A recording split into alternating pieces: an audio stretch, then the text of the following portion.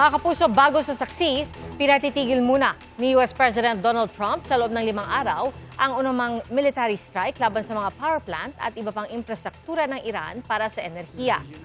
Sa isang post ni Trump sa social media, sinabing nagkaroon siya ng maganda at produktibong pakikipag-usap sa Iran para maresolba ang sigalot sa gitnang silangan. At base sa tono ng kanilang usapan, inutusan ni Trump ang kanilang Department of War na ipagpaliban ang mga military strike depende sa magiging resulta ng kasalukuyang pag-uusap. Walang sinabi si Trump kung kanino siya nakipag-usap sa Iran.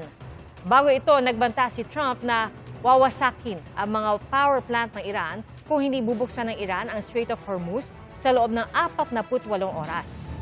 Bukas, alas 8 ng umaga, oras sa Pilipinas, ang naunang deadline ni Trump kung natuloy ang ultimatum. At bilang tugon, nagbabala ang Iran na atikihin ang mga power plant ng Israel at ang mga nagsusupply sa mga base militar ng Amerika sa Gulf region.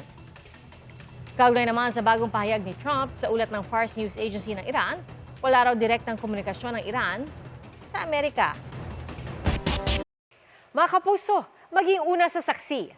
Mag-subscribe sa GMA Integrated News sa YouTube para sa iba't ibang balita.